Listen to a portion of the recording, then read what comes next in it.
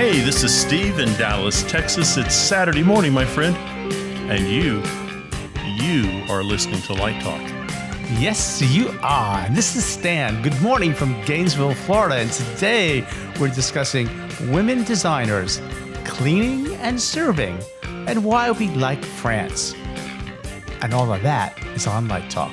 And this is David coming to you from the beautiful Belmont Shore neighborhood of Long Beach, California. And if you don't already know, you are listening to Light Talk, and we are the Lumen Brothers. And welcome, what episode everyone. Is it? This is episode 186, everyone. And you know, it's amazing I'm here because I was in a little bit of a dogfight last night. Yeah, like Snoopy. You and Snoopy. I'm not even talking about your old-fashioned dog fight. I'm talking about the dog fight that you have when a dog attacks you. Yeah, I was walking a dog with my friend last night, and our dogs, actually both of our dogs, and this 140-pound lab started to attack us, started to run toward us. It was pretty crazy, pretty scary, because it was going after my friend's little 3-pound dog, and I kind of did something stupid and stepped between the attacking dog and the future attacking dog's dinner, and the attacking dog sort of didn't stop and just sort of ran over me. So there you go. Sent us both to the hospital. Good news is that no dogs were eaten, and we are all okay. So, but boy, that was scary. Anyway, welcome again to episode 186, and guess what time it is? News! That's right, it's time for news. And today, at the top of our news hour, or news minute, we have the finals for Hog Factor 2020 are over.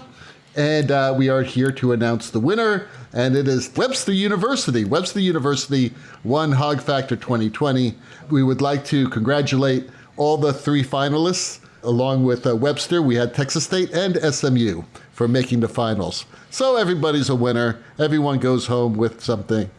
And I think it's great. So good work, all the students, and congratulations to all the schools. And also, Steve, you have something in the news, right? Something about glue? Well, I'm not sniffing it anymore. No, that's good. No, I was talking to someone today who manufactures furniture, and they were discussing that furniture is getting really hard to get because one of the major glue manufacturers for the furniture industry went out of business. Wow. So I mean, this COVID thing, you know, we think we know what it's doing, then all of a sudden, no, you can't have that table, at least not for 6 months until we can get glue again to make it. So it's really kind of hitting everybody in weird ways right now. That's very interesting. Boy, so much for Build Back Better, huh? Well, building back better if we had the materials. If we had the glue back. Are we going to build anything without glue? So horses around the world are safe now. Thank God horses are safe. I was going to say the same thing. Thank God for the equine population. Horses. Everybody likes horses. So anyway, so enough of that. And thank God for the horses. Steve has our first question.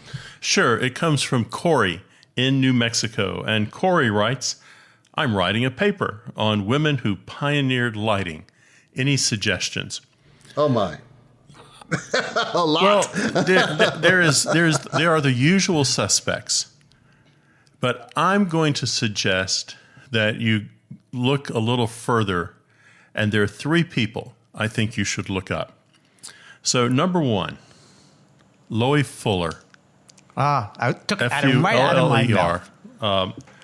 About 1860-ish, 1862-ish to 1928. And she really pioneered lighting in dance. And she started looking at what lighting could do for her costumes. You know, she's that early kind of Isadora Duncan type thing where she is exploring fabric in the air and large amounts of fabric moving on stage. So she started looking at lighting and how that could interact with fabric. So I would look her up. Number 2 of 3. And this one is kind of a surprising person that, is kind of lost to history, but shouldn't be. There are going to be people who go, well, I know who that is. And it's Shirley Pendergast, Prendergast. And she was the first African-American female designer who worked on Broadway. Again, she's about 1929 to 2019. We just lost her. So she was associated with Negro Ensemble Company. She studied with Lester Polikoff.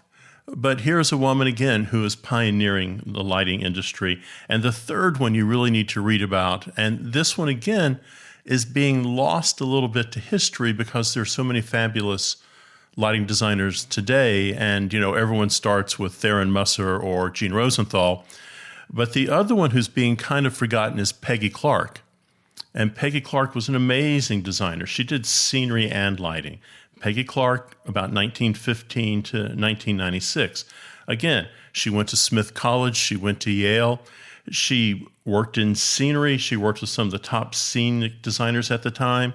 And then she moved into lighting. So I think she did about 80 Broadway shows. So those are the three that I would start with. And then there's all the other people that are more contemporary. What makes your list, guys? Man, Steve, you hit Loie Fuller right off the top, who was, when you said not the usual suspects, that was the first one that came to my mind. Another one that strikes me is Pat Collins, who also became an educator. And actually finished her career down here at Florida State, not at my institution. So she comes to mind. The Peggy Clark's, that's a great one too. But I think you hit three that don't get the attention they deserve. I might add Pat Collins. Yeah, you guys basically named them all. Obviously we have all the contemporary ones nowadays, which are just also amazing pioneers. I mean, really, what is a pioneer? Because technology is changing constantly. So a lot of these women are pioneering new technology even now. So that doesn't mean that it lessens the contributions of people like Gene and Theron and all that, but it's just a different time, and people are pioneering different parts of the industry and also of the art. So I think that's a very exciting thing. Thanks, Steve. Boy, that was a great list. Well, what about your friend Jane Reisman? Oh, well, Jane, of course. Well, Jane and Neil were sort of a team. And Jane was, a great lighting designer, but it was really the two of them that worked on, who worked on most of the shows together. It was rare that they didn't work on the same shows, but it did happen. But yeah, Jane certainly should go on that list as well. A little texture to the Loie Fuller. She also, I believe, Steve, worked with the Lumen Brothers in the early years of film. And I think she was also instrumental in colored light as well as the fabric and the movement. Yeah, really. And then I think some of that work is actually on video somehow. The film was translated to digital, and you can find some of that Loie Fuller work out there on the internet. Well, her first big one was Serpentine Dance. Right. Serpentine. Right. Well, Richard in Maine is asking a very technical question. How often do you service and clean your dimmers and console?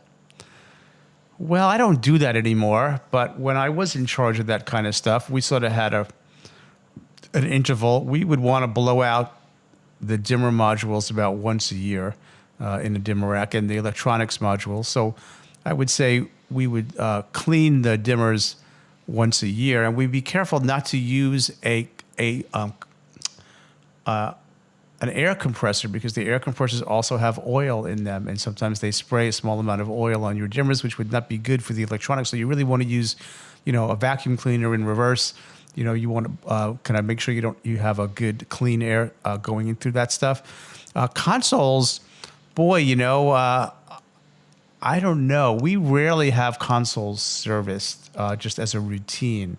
I think if you take good care of it and you keep it cool and you keep it clean, you keep it covered, not unless something goes wrong with them on the console side. But dimmers and fixtures, if you can get to them once a year and spruce them up, clean them out, it's probably a good idea.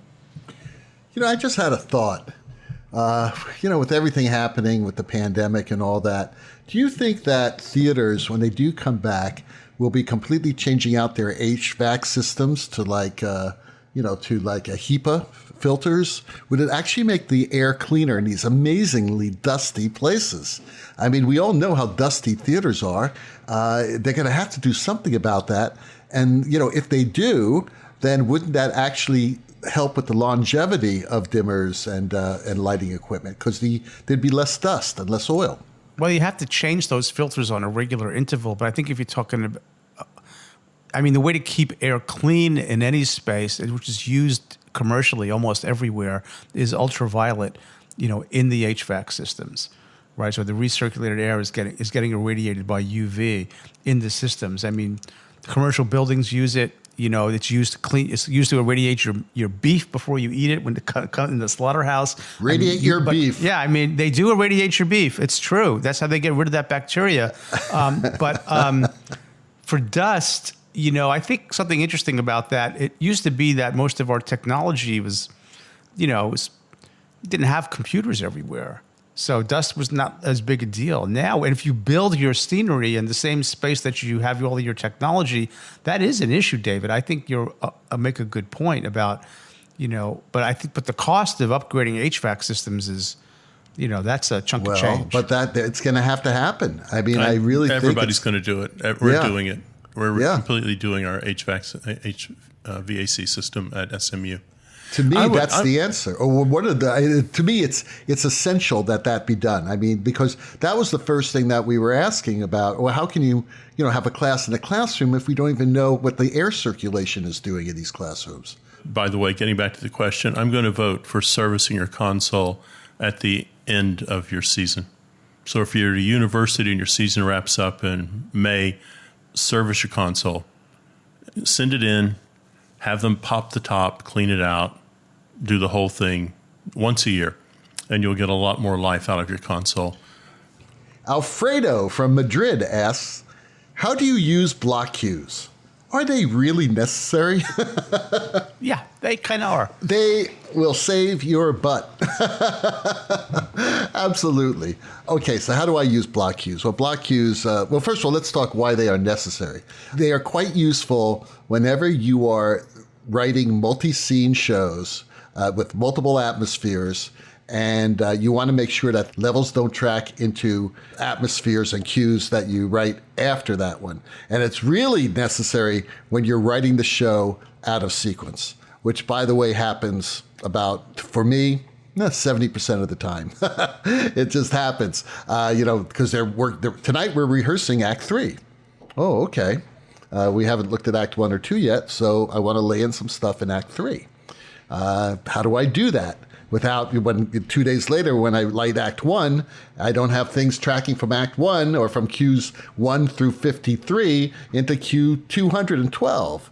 Well, I separate everything with hard blocks. And I usually do that with either blackouts or with transition cues. Whenever I have a transition cue, I always make it a hard block so that it separates, it absolutely separates the tracking. Because tracking is important. I have some students who tell me, well, I just write everything cue only. Well, that kind of makes it very inefficient when you're writing shows, because some things you do want to track. So if you're going to do cue only for every cue, then things are not going to be able to track. Let's say the day before your opening, someone throws in a chandelier. There's a new chandelier on stage, and you're going to have to go ahead and make levels, give it levels. Well, if everything was cue only, you throw in a level, you're going to have to change. You have to record it every time. So this way, you can actually do a range and make sure it stops when that next block cue happens. It will ensure that blackouts will always be blackouts. Block cues are very, very important. Now, one of the first things I do before I even start writing a show is I write all the block cues. So I note in my cue sheet, when are those transitions, or when are the blackouts, or when are the fade to blacks, whatever the end of the scenes are, and I will record them. I will basically record dummy cues that are block cues. So I'll say, channels 1 through 500 at 0, record cues, 1, 17, 27, 43, 69, whatever, and then block. Make sure they're all block cues. That way, all those cues are already in the board, and we're just ready to stop those nasty little tracking channels from going into your beautiful, beautiful atmosphere. That's how you do it. I was just thinking about that time the programmer changed Q1 and wrote over the next 100 cues, and they were all Q1 again. Oh, accidents happen. Yeah, accidents happen. So I mean, I think why would you do cue only and avoid blocking cues? I mean, you have a sophisticated console there. It's it does that kind of work for you. I mean, maybe 30 years ago you might think that way, but there's certainly no reason to think that way now. Yeah, and you can even do range cues now, which is great. I mean, it's so great the flexibility that these consoles have nowadays. So you are listening to Light Talk, and today Light Talk is sponsored by Fibonacci Research. Fibonacci Research introduces the anti-hubris vaccine. Are you constantly battling leaders, directors, and producers with an inflated sense of pride and confidence? Are you longing for the company of collaborators with humility, intellectual honesty, and calm? In these days of global pandemics and the entertainment industry being ground to a halt, you may be wondering what Fibonacci Research is doing to make your life better when we return to some sense of normalcy. Soon, most of us will be getting a vaccine to protect us from SARS-2, the virus that causes COVID-19. Fibonacci Research realizes that this won't be enough to bring all our lives back to normal. We need to cure the problem of overconfident, prideful leadership that ignores reality and treats others with disrespect. For this reason, Fibonacci Research introduces the anti-hubris vaccine. It is compatible with a vaccine for COVID-19, and they can be administered in the same setting simultaneously. The anti-hubris vaccine, when given to overconfident directors, overbearing producers, and any collaborator you have to work with an inflated sense of self-importance, will be cured of this malady within 24 hours. And we'll all be protected with herd immunity from these types of individuals. So why tolerate obnoxious, arrogant collaborators when you can have calm, peaceful, humane collaborators with the humility of a saint? Just get them the Fibonacci Research anti-hubris vaccine, available soon and packaged along with your COVID-19 vaccine for a small additional charge. Give the Fibonacci Research anti-hubris vaccine as a Christmas gift. Your family and your country will be glad you did. Don't get me started about herd immunity or herd mentality. Yeah, we'll all get herd immunity pitches. Go suck on a doorknob. Oh man, that's what I really want to say. I'm just amazed. How can a country be so full of morons? I have no idea. Okay, so there goes half of our listenership right there. I mean, is the doorknob a standard doorknob, or is it one with a thumb switch? I mean, that makes a difference. Okay, and now back to Light Talk. Well, the sound of those crazy ducks tells us that it's time for another installment of Let's Talk About. And today, our Let's Talk About subject is, should we care about sight lines and masking? And if so, how do you teach it? Yes, we should care. Oh, I know people who may differ, Mr. K. The audience cares. Professor K, we know people who may differ. Well, lay it on me, baby. No.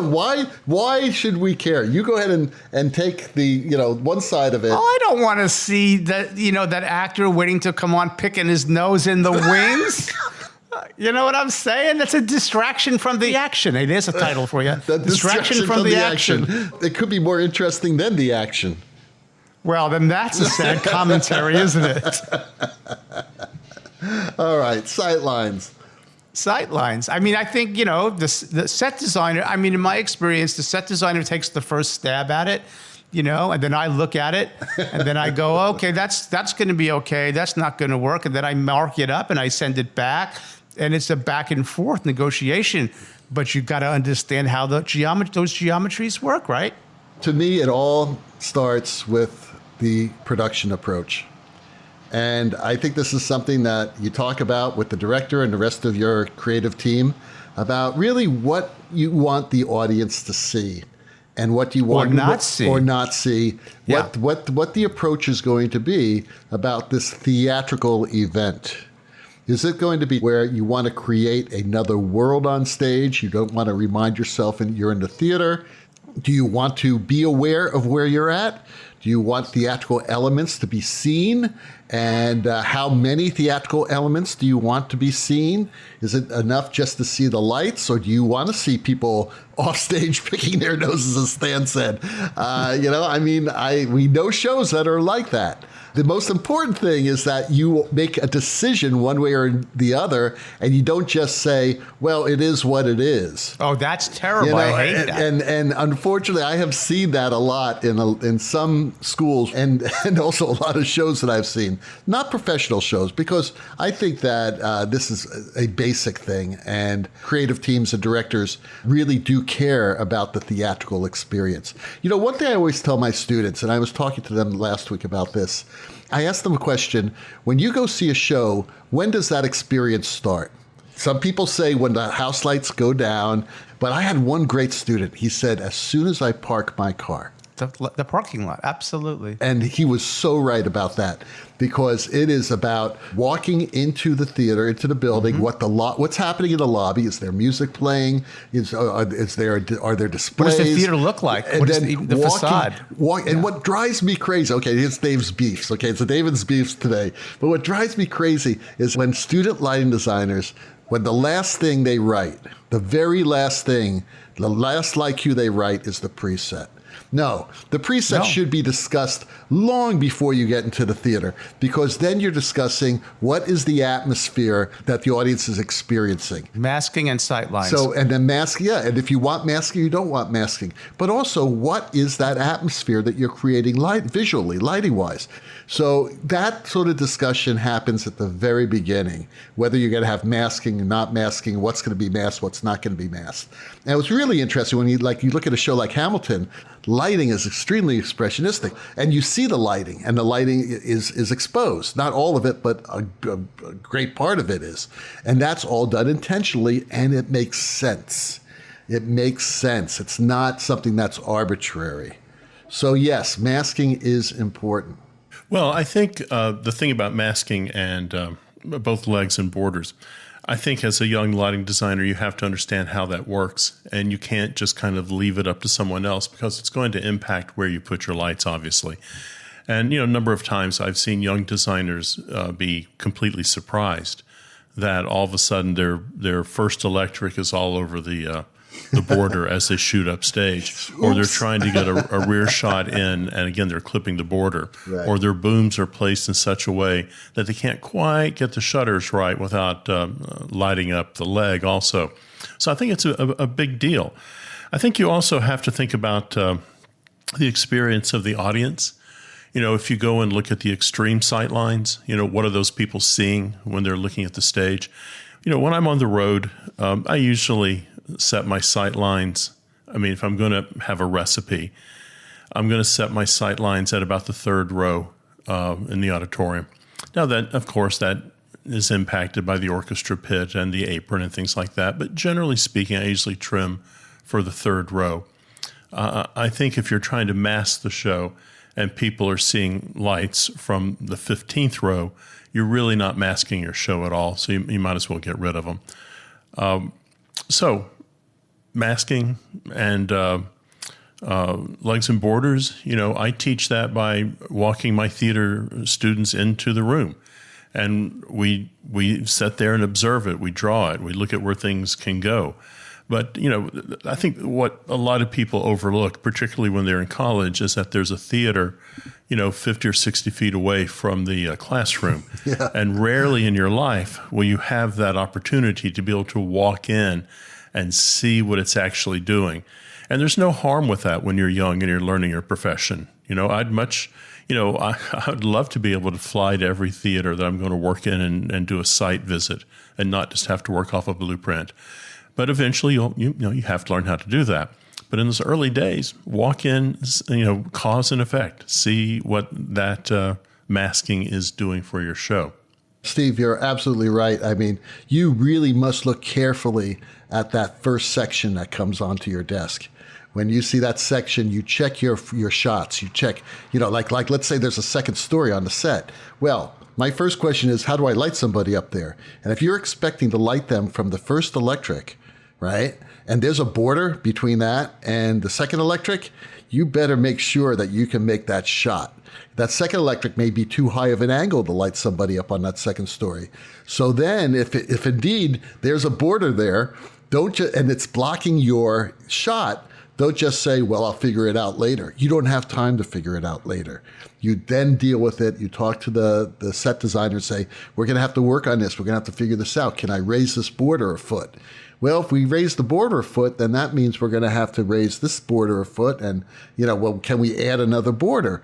Oh, well, maybe we can, but we have to free up a pipe to do that. Okay, I can move my third electric upstage a pipe. That will free up a pipe. Great, let's do that. And you solve the problem. That's how you do it. And you got to be creative, and you got to solve the problem before you get into the theater. You can't wait on that. And then one other thing, Steve, I do want to say is there's one other person that cares a lot about masking, and that is the artistic director or the general director of an opera company.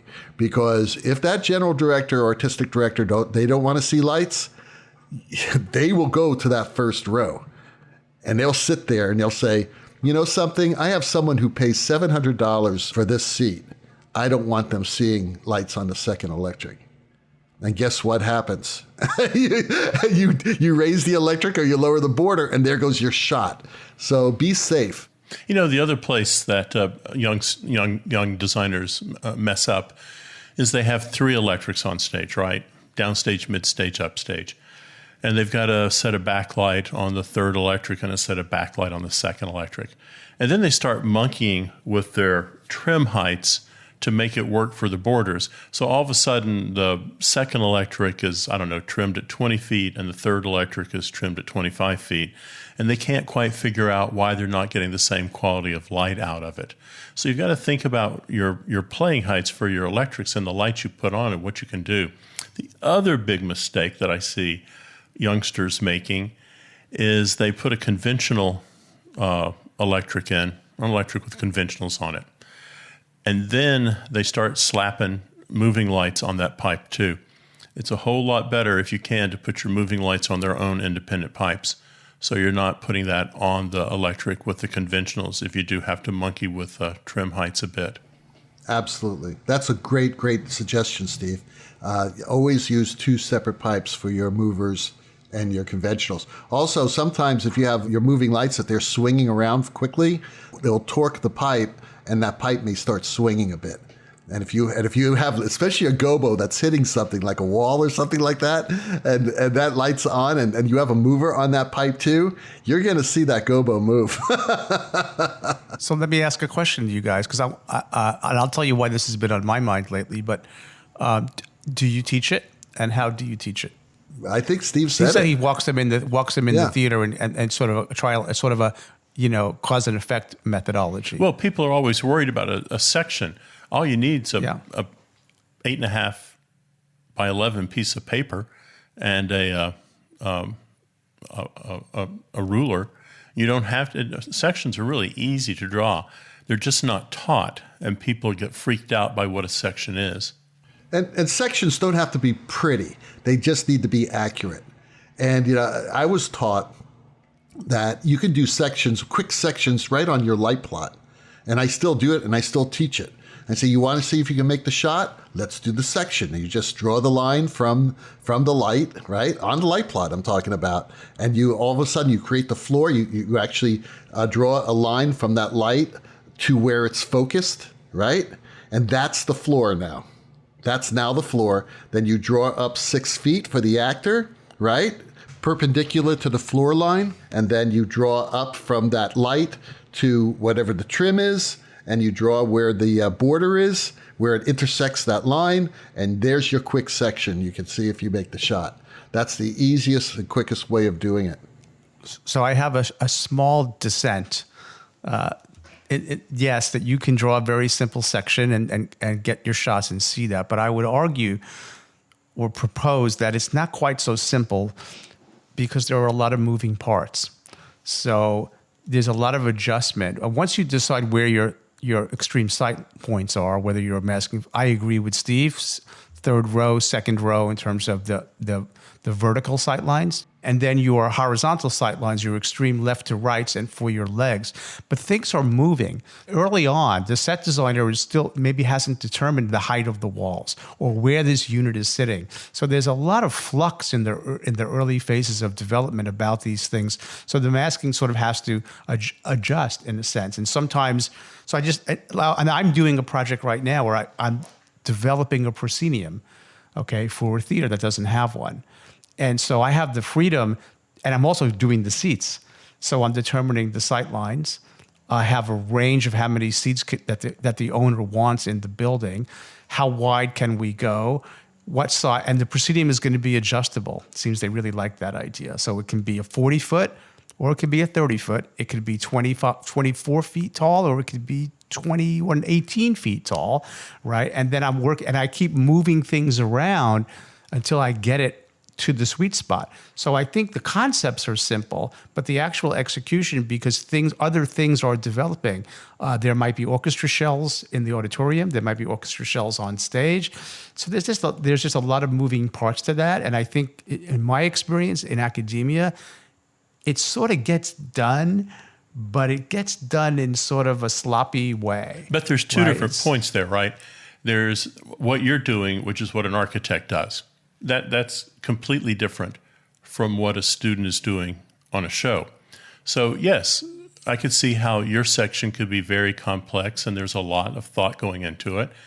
But if you're a student standing on stage and you say, let's put the lights at 18 feet and let's put the border at, 16 feet, and the border is 3 inches downstage of the electric, and you're trying to figure out why your shot won't get there, that's a pretty straightforward thing. That is, but now put the scenery and the platforms into that equation. I think what's happening is you're making it too complex. I think for architecture, you're dead on. I wouldn't argue with you a bit. But you're making it too complex. And all of a sudden, nothing gets done because there's in a conversation about, well, tomorrow, let's take a look, and tomorrow there's going to be something else. I think... I just think you're making it way too complex. I'm saying the set designer has to get specific enough. How tall are the platforms? Where is this wall going to be, upstage, downstage? And how tall is this wall going to be? Well, I'm usually working on my section once I have a set. I'm usually not developing the section at the same time the set designer is in preliminary work before he or she ever presents that work to the director. Agreed on that one. And what happens to us here's where we get caught. Now, this may change because we have a new technical director now. But our technical director liked to hang the masking at the strike of the show that's going out. And and by that point, the set has been finalized, right? And the lighting designer and the set designer have not really always agreed on the masking because it was sort of neglected. You know what I'm talking about, David? It's the philosophy of the set design teacher. And Yes, I just finished working with a wonderful man who really didn't believe in masking. He was a great artist and all that, but it's like, oh, whatever, we'll figure it out later. No, you got to figure it out right away because our work depends on it. That's right. That's my point. Then nope. I'm going to disagree with you. The problem is how you schedule things. Now, True. if that's how you like to work, and there's nothing wrong with that, you have to change your schedule to adjust to the way you want your strikes to work. So if you want to hang all of your masking 2 weeks before the set loads in, you just have to adjust your deadlines so that those sections are done and it can be hung. I agree with you, Steve, about the schedule. But David's point is some set designers couldn't give a two bits about the masking. They'll deal with it with we'll just hang drapes. But that's the minority. It's a huge minority. Most set designers that I work with in the profession, they care very much about Absolutely, they do. masking. I agree with you.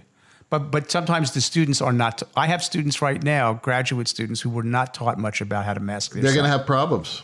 That's right. I think so. Now we have to. That's right. So now we have to fill in those blanks. Well, I mean that's the first week. The bigger problem that people are facing now, which is a moving target a little bit, is projection. Yep, so sometimes true. projection can impact that in a negative way as the projection evolves, as that is being developed with the director and the set designer. But again, they know what projection surfaces they're going to use, and they probably know where they're going to put projectors. So again, I think these things can be solved pretty far in advance of a show loading in. I agree. They have to be. They can Yeah. be. And should be. It's not Kevin. They have to be. It's like I don't know a situation. Where do you hang the lights if you don't have that exactly? figured out? I mean, it's like you figure it out from. Okay, there's a pretty good idea from the beginning, but like Steve said, you don't do the light plot until you get the plans. And the plans are, okay, we know this wall is going to be 23 feet tall at that point. We know this wall is going to be placed here. What gets tricky is when, halfway through rehearsal and the set's been designed, the director says, I need the set moved up stage 18 inches. Right? That happens. And it's like, it's like, great, now what do we do? And well, we figure it out and we make it happen. But that is rare. That is rare. You don't have time in the American theater to be making changes like that. That's my point. And I just want to make sure that I'm bringing up the point that, yes, what I'm doing is a bit more complex than what we do for a stage play. But I think that we certainly have to teach them and make sure that they pay attention to it. Yeah. Well, Steve has our last question of the day. It comes from Jean in France.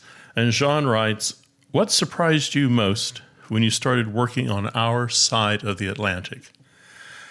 I thought about that a little bit. And I think, and stay with me, Jean, I think what surprised me about France and the Netherlands was the leisurely way in which you work.